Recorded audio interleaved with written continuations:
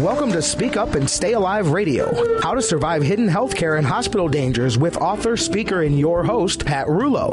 Pat has over 20 years experience as a professional public speaker, and for the next hour, she's going to be your healthcare and hospital survival guide. Each week, you will say, oh, as Pat exposes and explores little-known hospital hazards, delves into the deep waters of dangerous healthcare practices, picks the brains of her good-looking and influential guests, all guaranteed to keep you and your family safe in today's fragmented healthcare system. The Speak Up and Stay Alive radio program is intended to advance health literacy by making you aware of healthcare and hospital dangers. The program is for informational purposes only and is not intended for use as diagnosis or treatment of a health problem or as a substitute for consulting a licensed medical professional. Participating as a program listener, guest, or caller should not be considered medical advice. References to any entity, product, service, website, or source of information should not be considered as an endorsement. And now your host, Pat Rouleau. I can't bear you no more, baby. I got too much pride. But I'll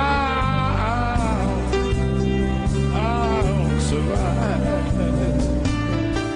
Hello, I'm Pat Rouleau, and I will be your hostess, your healthcare navigation hostess, where I will spend the next hour serving you a generous helping of everything you need to know to help you and your loved ones stay safe during any doctor or hospital visit.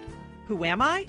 I am you. I am every person who has ever been in a hospital or doctor's office and has received less than acceptable treatment. I am you. The person who got an infection during a simple outpatient procedure.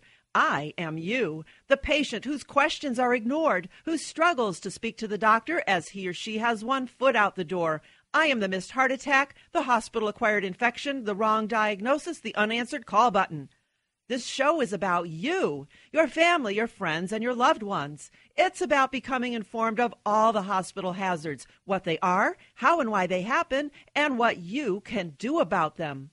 This show is about empowerment. It's about doing everything you can to stay safe during any and every healthcare encounter. Speak Up and Stay Alive Radio, yes, that's OH with an exclamation point, will cause you to say, oh, as each week we delve into little-known hospital and healthcare dangers. When you understand why something happens, you are better equipped to do something to change it and prevent it from happening to you. If enough people begin to speak up, together, each of us can alter the current precarious path of today's unsafe healthcare practices. Well, today, I have spread every nook and cranny of this show with more life-saving tips and tools than a toasty English muffin slathered with Amish butter and honey. Each segment is dripping with delicious bits of information guaranteed to keep you safe during any healthcare or hospital encounter. Plus, later in the show, we will unveil our new radio game. So turn off your phones, unplug all ringing devices, relax, and enjoy this next hour with us. But now, let's discover the hospital hazard of the week. Pillows. Who's been sleeping in your bed? According to a new study, pillows at home and in hospitals have been overlooked as breeding grounds for infectious germs, including superbugs. The study revealed that after 2 years of use, more than 1/3 of a pillow's weight is made up of living and dead dust mites, dust mite feces, dead skin, fungal spores, and bacteria. The findings came to light after a probe into standard issue hospital pillows found that they were potential vehicles for 30 different types of infections, such as methicillin staphylococcus and Clostridium difficile, better known as MRSA and C. diff, and the norovirus. The MRSA bacterium is strong enough to live for weeks or even months on common hospital surfaces such as linens and pillows. Just because nurses or housekeepers are covering the pillow with a freshly laundered pillowcase that looks clean and white and smells fresh doesn't diminish what's really going on inside the pillow. Think of this. Hospital cleaning staff are required to regularly wash their hands and disinfect bed frames and mattresses, but they underestimate the risk of infection from dirty pillows. In fact, hospital pillows can stay in circulation for well over 2 years. And especially if throwing on a pillowcase covers up any worn-down appearance, which means a pillow could potentially spread pathogens between patients. For example, a patient with the C. diff virus could take his or her pillow along as a backrest for a wheelchair ride to therapy. The pillow could get left behind and later recirculated back into the room of a healthy person who's only undergoing a simple routine procedure. Now this poor patient is subjected to the C. diff bacteria while sleeping, not knowing or able to prove a few days later when diarrhea strikes that now they have C. diff. I wonder how that happened.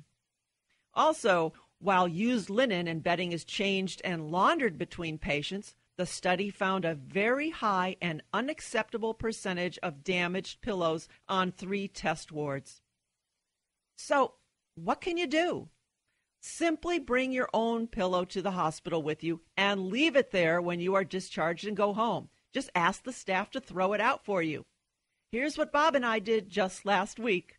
We tossed our current pillows that we've used for so many years and bought new ones. It seems like a good idea to replace your pillows every year or so just to avoid the thought of sleeping on dead dust mites and other yucky stuff. Then I picked up a couple real cheapy ones at the dollar store and stashed them in the closet. Should a hospital visit come along, I'll just bring one of the new dollar store pillows with me and leave it behind when I come home so that I don't bring any potential bacteria such as MRSA or C. diff home with me.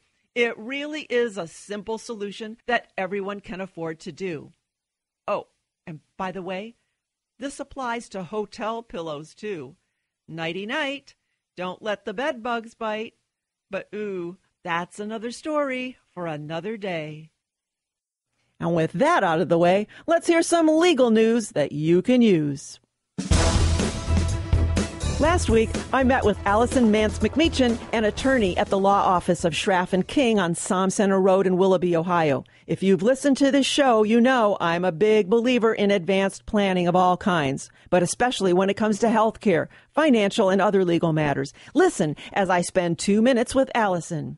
Allison, tell me, what is estate planning? It sounds like you have to have a lot of money to consider this. Pat, an estate plan can include your will, a trust, powers of attorney, advance directives such as healthcare powers of attorney, living wills. And no, you don't have to have a lot of money to have an estate plan. In fact, I think it's the opposite. There are many people who need to have their estate planning for matters other than asset protection. We have many young couples, for example, who are looking to have wills in place so that they can nominate guardians for their minor children. They also may want to prepare a trust so that the assets are not being distributed to the minor children at the young age of 18. Oftentimes we have people who have children with special needs, and they may want to do planning for their children with special needs. So there are a lot of reasons to have an estate plan other than just simply asset protection. Who else should consider estate planning? From my point of view, I think that just about anyone should look into an estate plan, whether that be financial powers of attorney and naming someone to make financial decisions for you if you're ever incapacitated, or as a young person having a healthcare power of attorney so that perhaps you have reached the age of majority but you'd like to have your parents be able to assist in making healthcare decisions for you if you're unable to do so. There are reasons for just about anyone to consider having a properly drafted estate plan. Oftentimes I think married couples have poor information in that they believe that as a married couple they're able to access one another's financial information. And unfortunately that's just not the case. Individually owned accounts such as retirement accounts, stocks, or life insurance cannot be accessed by a spouse on the basis of being a spouse. So without a power of attorney, you're not going to have access to those assets if your spouse is ever incapacitated. The other situation we see often with married couples is when one spouse is unfortunately incapacitated and the other spouse needs to sell their residence, whether that be for the payment of long-term care costs or simply downsizing. Without a power of attorney, that spouse is going to be unable to sign any sale documents on behalf of their ill spouse, and it would be necessary to be appointed as guardian. How can we find out more about Schraff & King? You can contact us either at 440-585-1600 or on the web at schraffking.com. Well, thank you for your time today, Allison. Thank you very much. If you do nothing else today, give Allison and the folks at Schraff & King a call to review or create your own plan of action. No one plans to fail. They simply fail to plan.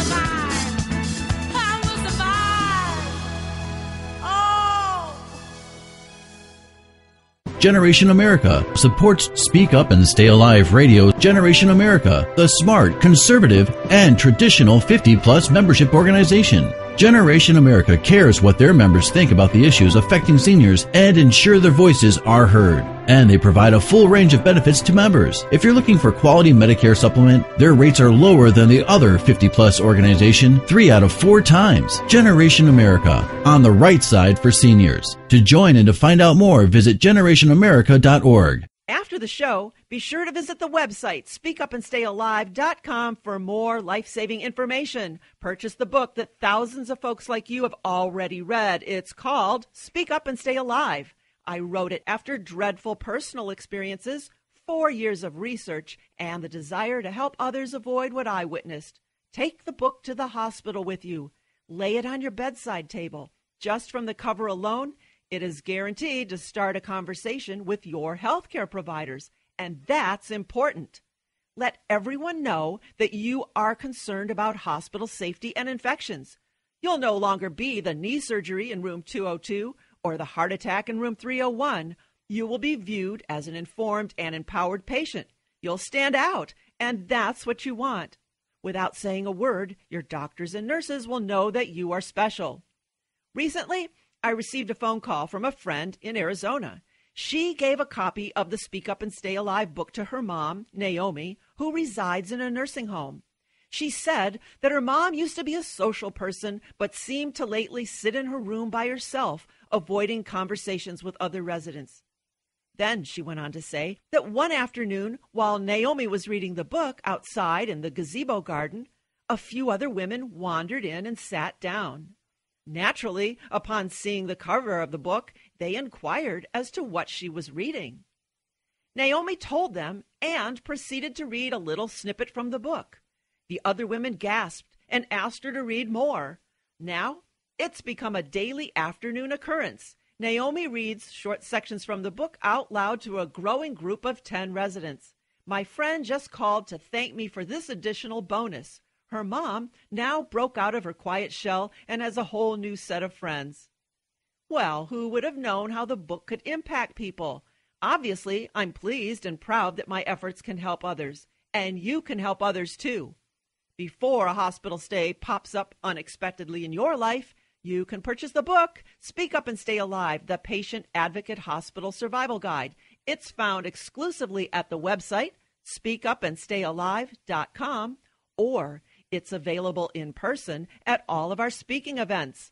Buy one for yourself, send one to your future advocate, and keep another handy to give to your doctor. And give them away to family and friends. What a special and highly useful gift idea.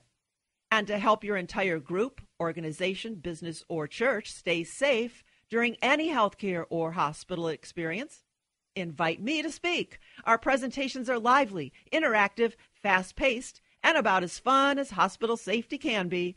Email us at speakupandstayalive.com or call 440-725-5462. And now, back to the show. Well, this week I had a guest in mind to talk about the rampant norovirus that is going around. When I emailed this person to thank them for being on the show, I received an out-of-the-blue aggressive and authoritative response that caused me to pause. It led me to think about how we always have a choice in life of whom we decide to associate. Do the people in your life make you happy? Are they kind and gentle? If not, find new people.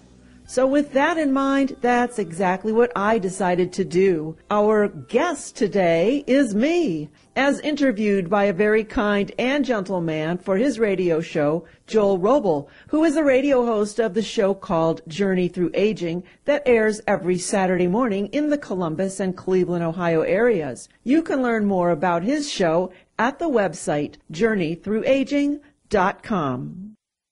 One part of everyone's life journey includes visiting or staying in a hospital.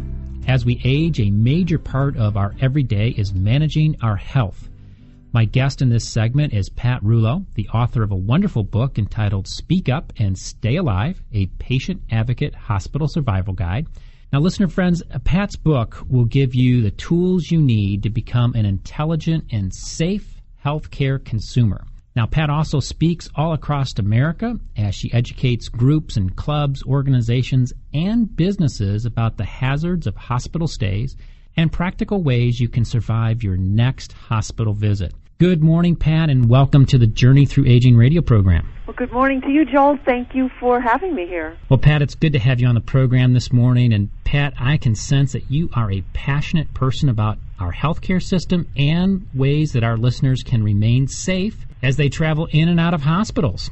And you desire to educate people as you lead, as you host, and have developed a weekly radio program. And for some of our listeners in the greater Cleveland area on 1220 or in the Youngstown area on 1420, you're a familiar voice for them because your program is called Speak Up and Stay Alive Radio. Well, your book is packed with great information, and a complement to your book is your weekly radio program, and I think you have positively made an impact for people who listen in or who have read your book. And I think it's great that you're helping people out. But as you've gone around and speaking all across America, really, you've probably gained some new insights as you've talked to people, and people are trying to manage their health care. What's some concerns that you hear from them? Well, what's interesting, Joel, yes, I do speak with so many people, and the common theme, it seems, is that most folks do not manage their health care. Rather, it seems to manage them.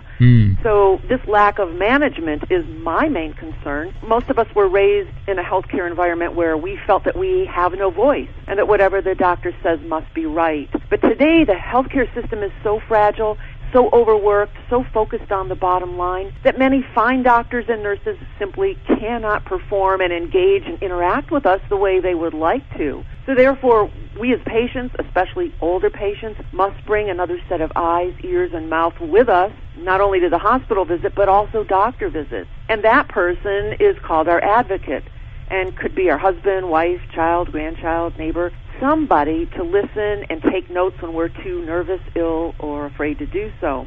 And so now this person can become the manager, so to speak, of our health care. And I always say that that advocate should be someone who cares about you, someone you feel comfortable with and comfortable communicating with, and especially someone who is willing to take an active role in understanding your health issues and who will help manage those issues.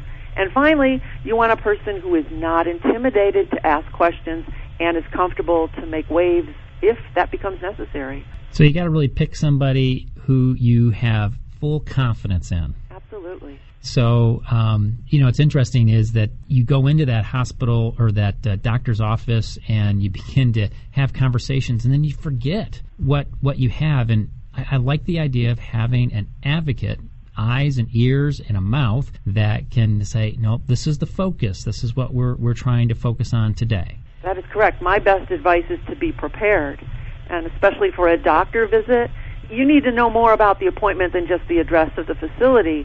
And when you get in there, your doctor doesn't have a lot of time, so organization and your ability to get to the point quickly is very, very important. So, Pat, let's talk about that, because we're going to have listeners that maybe they're caring for a loved one long distance, but if our listeners are going with their parent or a loved one to a doctor's visit, what insights do you have for us to help our listeners have an action plan for that physician office visit? And that's great. You just said a key word is an action plan. You have to have a plan. So I'm going to give you 4 main tips that folks can take to heart and think about. Number 1, I would say, as that advocate, know what your person's health issues or symptoms are and write them down. And if you have time, do some research online so that you have some ideas of what the situation is and what the symptoms might be. The more information you have, the better. Number 2, I would say to write down a list of questions that both you and your patient may have and number them. Leave space to write down the answers and tell your doctor as he or she enters the room that you have these questions so that that person knows they're not going to dash out of the door until all of those questions are answered. And bring a pen with you to write down the answers, but also, and many people don't think about this, use the pen that you bring with you to fill out the patient forms, because you really don't want to use the same pen that hundreds of sick patients have used before you. That's true. It is.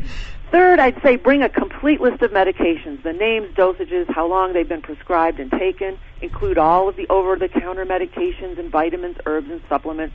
And if you're at the appointment and are prescribed any new medications, write those down so that you know what they are as well, and always ask about side effects. And my final piece of advice would be ask your healthcare provider to wash his or her hands before touching you. Cross-contamination and germs, something to be thought about. Well, those are a great list. So we need to manage our health, don't we? Absolutely, and that's a great way to do it. Just be prepared. Yeah. Well, Pat, you mentioned about medications, and there are so many side effects, and I think it's great that you said as that physicians may be prescribing a new medication, there might be some side effects, and you want to have that dialogue with your physician while you're there so you can hear it as they say, well, this may cause X, Y, and Z. With our focus this month been on dementia, and is there any correlation between medications and their side effects and cognitive impairments? That's a great question.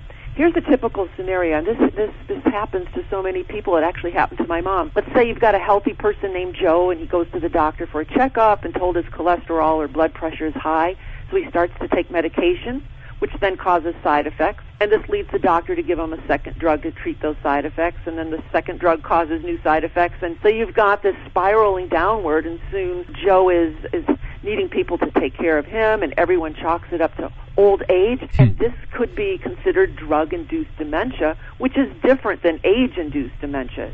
And actually, the odds of drug-induced dementia increase the more medications a person takes. And so it mirrors what people would say, oh, that person just has developed dementia? Many drugs are harmful to brain tissue, which results in decreased brain function and shows the same symptoms such as memory loss or other types of cognitive decline. Both in office settings and in hospitals, drug-induced impairment is often overlooked and is attributed either to another medical illness or merely to old age, when actually it is a side effect of drugs. And so we need to be aware that this can be a problem. And I'd like to mention a couple known drug culprits because please. A recent study listed 22 different categories of drugs that can cause symptoms that mimic Alzheimer's, plus 14 different over-the-counter drugs that can cause these symptoms. And some of them are just common things like sleeping pills, sedatives, drugs like Ambien and Lunesta that we see advertised all over the TV, as well as narcotic pain relievers and prednisone that's used for allergies and asthma. Anesthesia can cause lingering confusion and brain fog. And people don't know this, but even antibiotics, some such as Cipro and Levaquin. In fact, the side effects of those two antibiotics include irreversible damage to the central nervous system, and many of those are highly concentrated in brain tissue. So you could see how those could create symptoms that are similar to dementia and Alzheimer's, when in fact it's drug-induced cognitive impairment. So Pat, you had a great list, and I'm sure on your weekly radio program you give all kinds of great tips. If our listeners wanted to learn more about information you have, and also maybe how to get your book, how can they do that? Our website has it all. It's speakupandstayalive.com, and it's all spelled out, speakupandstayalive.com. The book is there. We've got patient safety logs that can help people be organized and prepared when they go to the hospital or doctor's visit. So between that and the radio show, I hope I have them covered. I'm sure you do. And so, listener friends, I want to encourage you that if you're looking for a very easy read and great information, Pat Rouleau's book, Speak Up and Stay Alive, would be a great book for you to get. Be prepared. Be a person who is going to say, I'm going to manage my health care and I'm going to stay on top of things. So, Pat, thanks so much for writing the book, and thanks for being on the Journey Through Aging radio program. Thank you, Joel.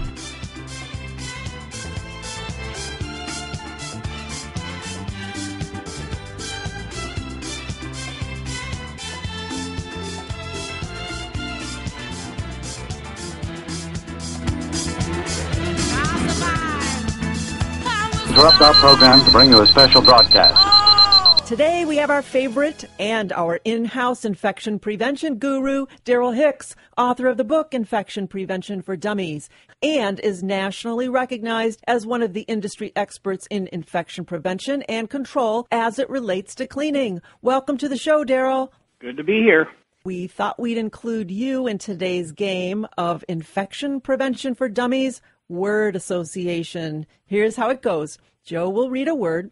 Bob will say the first thing that pops into his head, and then so will I. Then, Darrel, you can share some of your wisdom and advice as it pertains to that word. Biofilm. Ooh, what do you think of, Bob? Oh, that's what I do when I want to take a picture. Biofilm. Oh, no. I buy a film. Biofilm. Oh, gosh, Joe's shaking his head, too. When I think of biofilm, I think of damp and slimy. You're very close, Pat. It happens in areas that do get wet a lot, like in restrooms, around faucets and what have you, but common cleaners can't break through that film, and you actually need a little bit of agitation, so that's where you keep a toothbrush handy, and remember to keep it separate. Keep it in your cleaning supplies. Don't want your husband using the toothbrush that you clean the sink with. But to get aggressive with that little bit of film that you see around faucets and drains, because that biofilm won't allow normal cleaners and disinfectants to get below it to actual germ killing. That biofilm kind of protects those little bad guys from the cleaners that you normally would use. So get aggressive with it, get a brush and brush it loose, and then use your disinfectant to actually kill the guys. Great advice. Thanks. Well, we already touched a little bit on this one, hand washing. Ooh, what do you think of, Bob? Patty taught me how to sing Happy Birthday twice. You learned well. And I think of friction. Hand washing is probably the frontline defense against most common bacteria, germs, the things that we touch that are contaminated. I know that a lot of people depend on the gloves that they wear, but gloves can get holes or tears in them, and they're imperfect in the manufacturing process, and it doesn't take a virus a very big opening in order to get onto the hands. So if you see people changing gloves without washing their hands or using hand sanitizer in between, then beware, because not only does it come through from the surface to their hands, but it can come from their hands through the gloves to the outer surface of the glove. So hand washing is the number one line of defense against infection. So do what your mom said, wash those hands. And sing Happy Birthday twice, Bob. Thank you. How can our listeners learn more about you and your important book, Infection Prevention for Dummies? Go to my website, DarrelHicks.com, DarrelHicks.com. Darrel, we look forward to your weekly guest visits, as you always have so much usable information to share. Thank you so much. Thanks, Pat. It's been fun.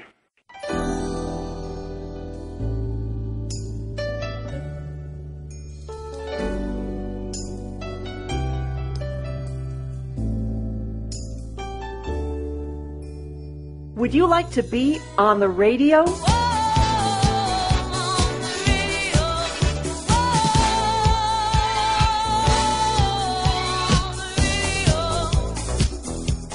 Yes, you could be featured as a weekly guest expert on my show. I know that I am not the expert in all things, and I want to be sure that everything I share with our listeners is the best information available. So if you or someone you know has something of value to say that can help folks either stay safe, be smart, or make their lives a little easier or healthier, then contact me for all of the details. Email speak@speakupandstayalive.com or call 440-725-5462.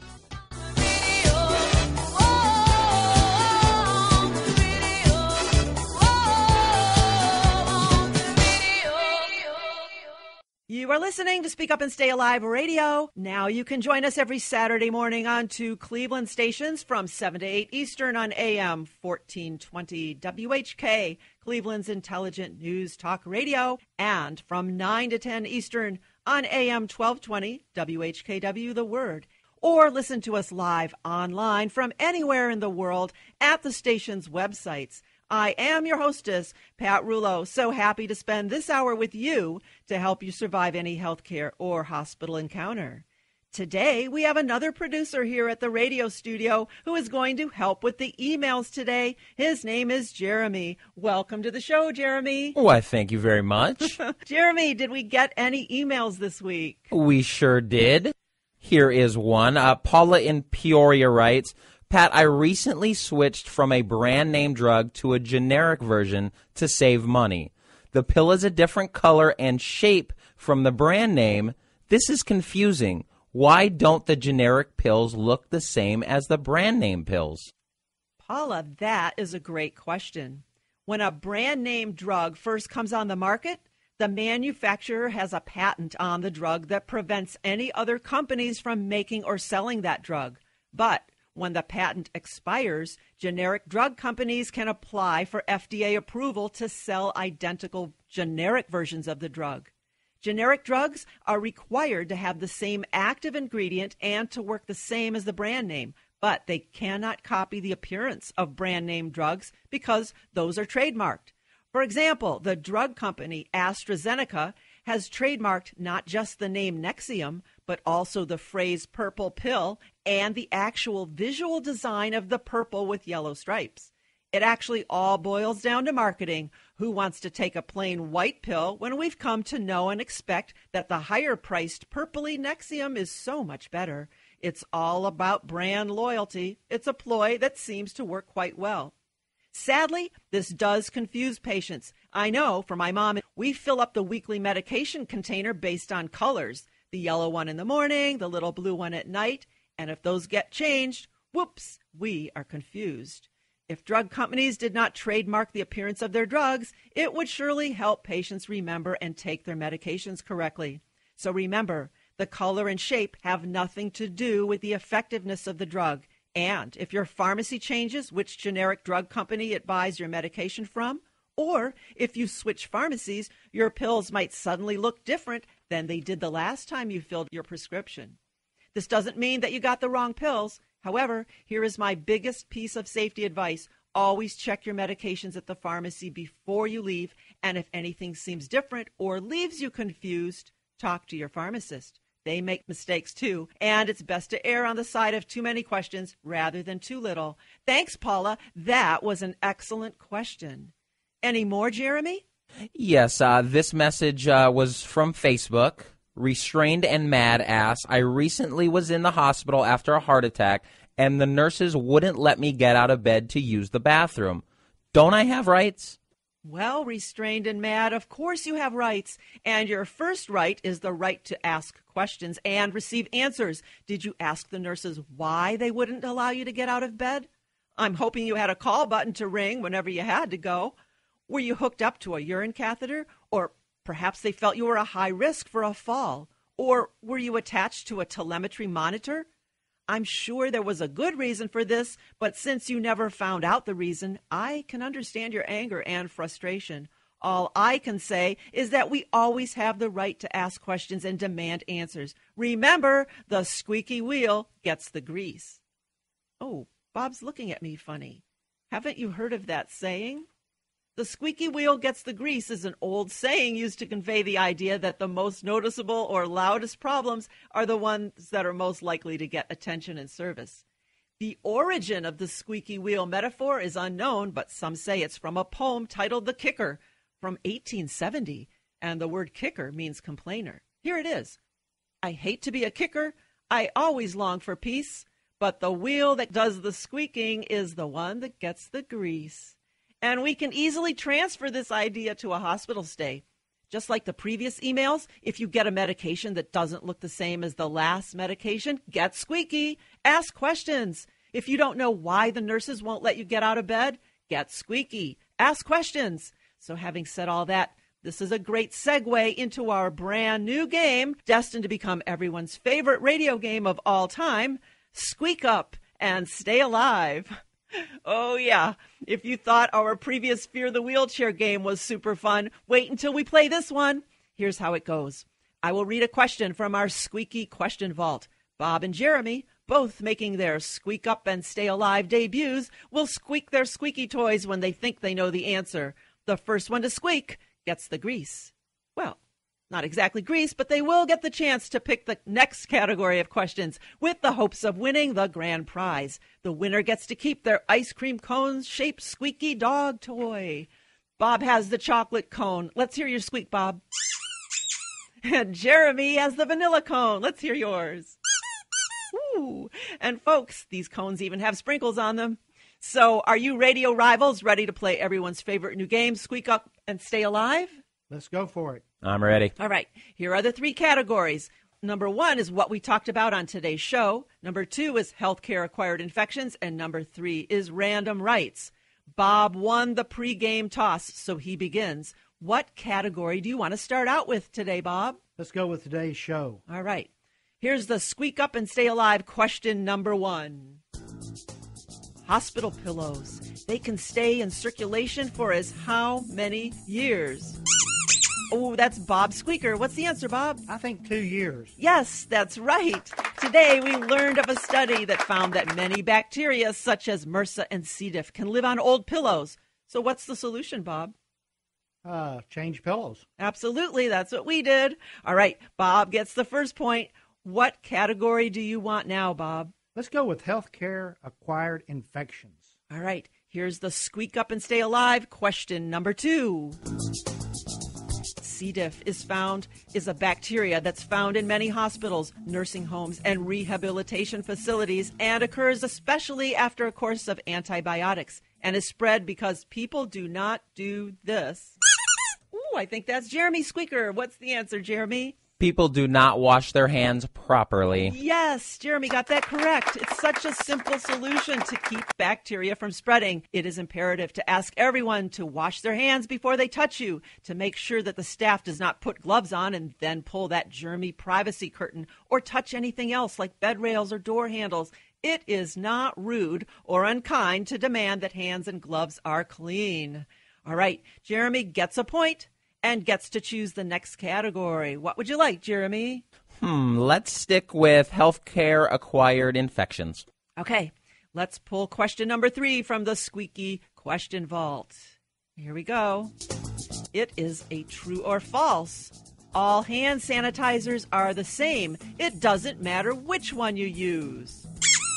Oh, that's Bobby. What do you say, Bob? I think that's true. Oh, no, Bob. I used to think that was true, too. But I found that oftentimes Purell has a higher alcohol content. That's the active ingredient used to sanitize effectively. So don't save $1 by buying a cheaper and less effective product, Bob. Well, that means that Jeremy still controls the category. Which one do you want, Jeremy? All right, let's switch to random rights. All right. The Squeak Up and Stay Alive question number 4. As a patient, you have the right to request a copy of the daily medications that are scheduled for you that day. This daily sheet is called what? Uh-oh, it's Bobby. What's the answer, Bob? That's called Mars, like the candy bar. Oh, like the candy bar and like the planet. Yes, that stands for Medication Administration Record Sheet. It's produced every morning, and the nurses work from this sheet to know what medications, the dosage, and the times to administer them to you. You have the right to a copy of this each day. Now, if a medication is skipped, you will know about it. A hospital patient is subjected to 1 medication error per day. That is the statistic. But by having a copy of the Daily Mars, you can avoid being one of those statistics. All right, Bobby, you control the category. Which one would you like now? Let's go back to the day's show. Okay. All right. Here's the Speak Up and Stay Alive, the Squeak Up and Stay Alive question number 5. Generic drug companies cannot copy the external appearance of some drugs because of this one. Nobody's squeaking. You guys, you weren't listening. It's because the brand name drug company has a trademark on the appearance of their drugs. This contributes to brand loyalty. Who wants an ugly and boring white pill when you can take a famous purple pill with yellow stripes? And who cares if the patient is confused? It's all about marketing. So the category will stay the same. And here is our last question, the Squeak Up and Stay Alive question number 6. Outdated and antiquated medical care is sometimes called what? Oh, Jeremy, I love that squeaky sound. What do you think? Fred Flintstone care. Yes, you remembered from the book Unaccountable by Dr. Marty McCary, who describes some older doctors who choose not to keep up to date with newer medical procedures. So he says, to run a senior doctor's advice by a younger doctor, just to be sure you are not at the other end of Fred Flintstone care. Well, let's add up the score. Oh, no, we have a tie. Bob and Jeremy, our radio rivals, will just have to come back next week for a face-off. Well, thank you guys for playing our brand new, exciting game of Squeak Up and Stay Alive. Let's give ourselves a round of squeaks. Yay! So remember, the point of this game is the squeaky wheel gets the grease, or in this case, the squeaker gets the prize. So feel free to speak up or squeak up at every doctor's visit or hospital visit. That's the best way and the only way to get the attention and service you deserve.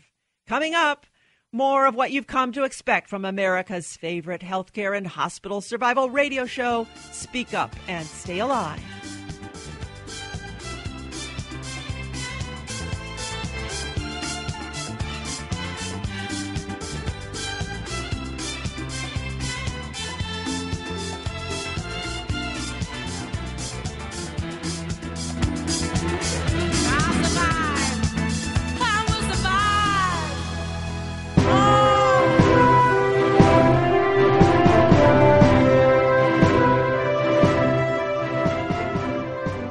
To help you survive the healthcare mandates that are coming down the pike, you need to know about them.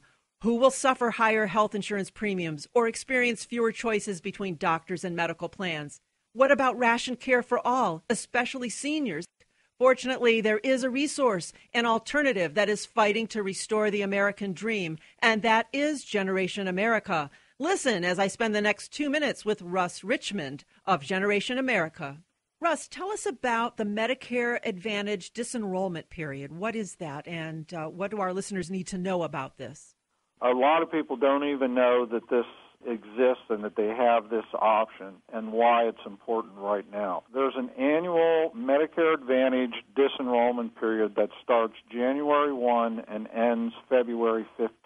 And during that period, you have the option of getting out of Advantage and getting into a traditional Medicare supplement program. And why this is important is that everyone's heard about all the funding that has been taken out of Medicare, and a little over $300 million of that total has been taken out of Medicare Advantage. And the Congressional Budget Office and the House Committee on Ways and Means has estimated that over the next 5 years, about half the people who currently have Advantage are going to be getting out because of cuts in benefits and rapidly increasing costs. They're estimating that by 2017, within 5 years, that the rate for Advantage will be $3,400 a year, which is more than most, I'll say, of the current Medicare supplement program. So if you're in good health, Medicare Advantage probably isn't the best place for you to be staying very long. Well, how can our listeners find out more about this Medicare Advantage disenrollment period, and how can they take part in the plans that you offer? Talking to our Medicare supplement partner is the answer to that, and that phone number is 855-772-3633, and that is a toll-free number. How can we find out more about Generation America, and how can our listeners join? The best place is generationamerica.org, and right at the top of the page, you'll see the Join Now button, and we offer 1-, 3-, and 5-year memberships. You're a member instantly when you join, and you're given access to the member areas. You will get your voice heard, and you'll be able to take advantage of all these fantastic benefits that members have access to. Well, thank you, Russ, for joining us today. We look forward to your return next week. Thank you very much. Generation America, on the right side for seniors. To join and to find out more, visit generationamerica.org.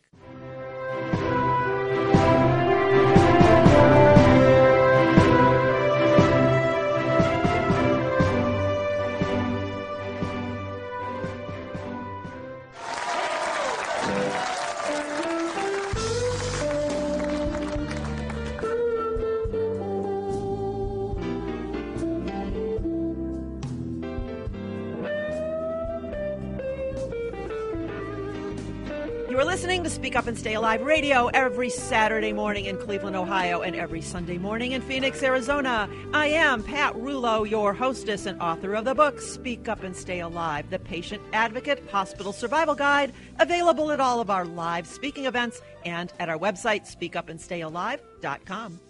That's where you can also locate radio show times, dates, and station information. That's speakupandstayalive.com. Here's a Speak Up and Stay Alive moment for you. Very good.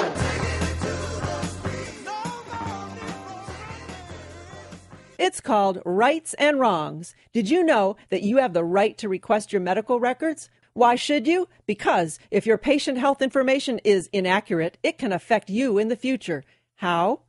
Through mismanaged care or incorrect billing based on inaccurate information found in your files. The provider must act on the request no later than 30 days of receipt of the request.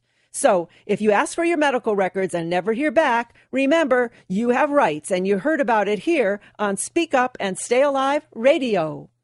The following quotes, while funny, show just how a turn of the word might create a problem for you sometime in the future.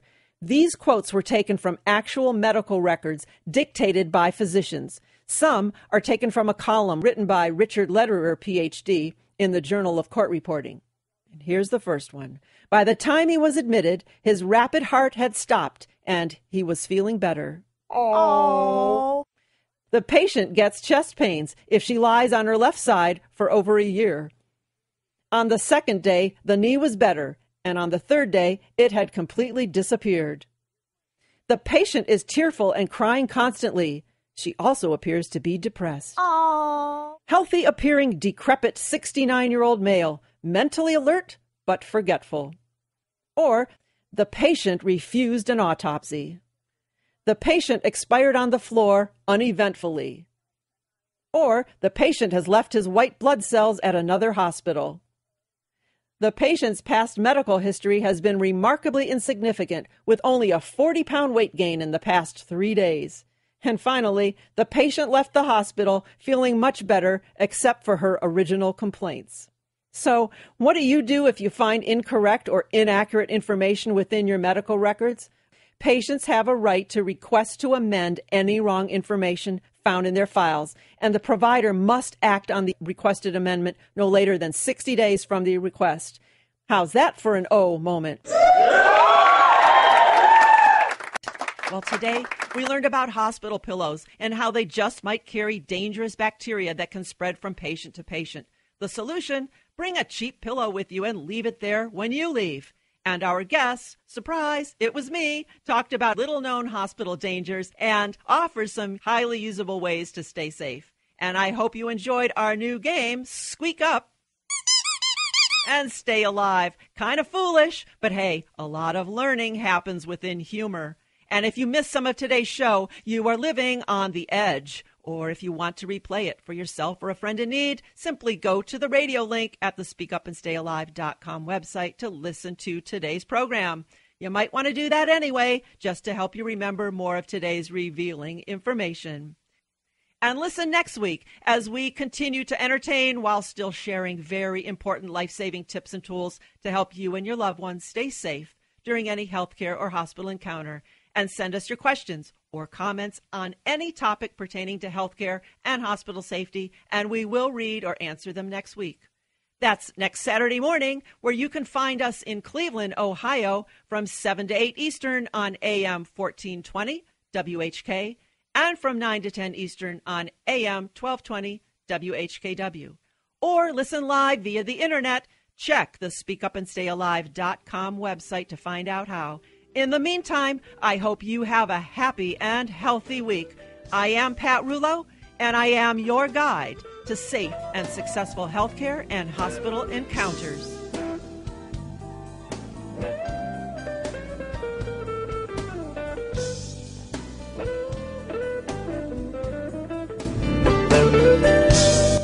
The The information provided in today's broadcast is for informational purposes only and was not intended for use as diagnosis or treatment of a health problem or as a substitute for consulting a licensed medical professional. Participating as a program listener, guest, or caller should not be considered medical advice. References to any entity, product, service, website, or source of information should not be considered as an endorsement.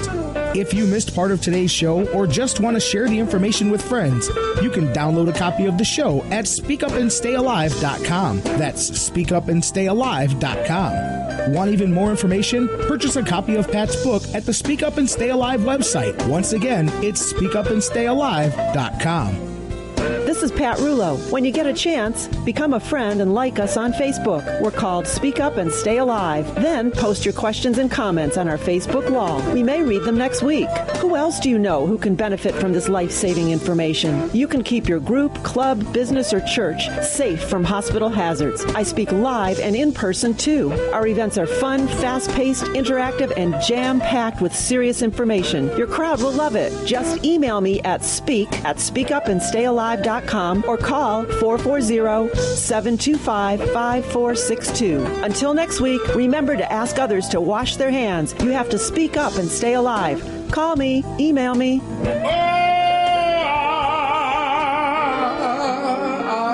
I'll survive.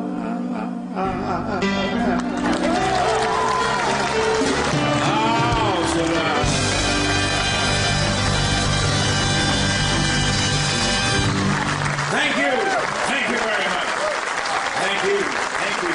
Thank you. Generation America supports Speak Up and Stay Alive Radio. Generation America, the smart, conservative, and traditional 50-plus membership organization. Generation America cares what their members think about the issues affecting seniors and ensure their voices are heard. And they provide a full range of benefits to members. If you're looking for quality Medicare supplement, their rates are lower than the other 50-plus organization 3 out of 4 times. Generation America, on the right side for seniors. To join and to find out more, visit generationamerica.org.